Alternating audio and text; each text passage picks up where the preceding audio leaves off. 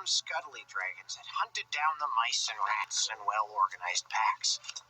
Preposterously huge sea dragons that were 20 times as big as the big blue whale.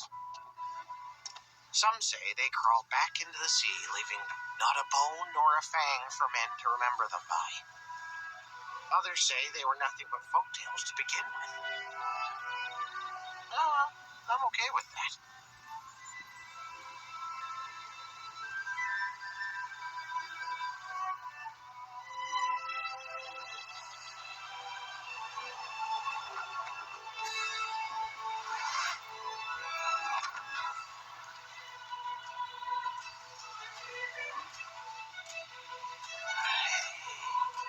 Hey there, bud.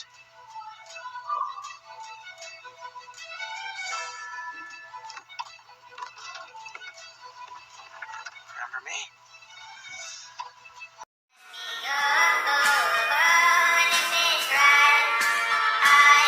Mm-hmm.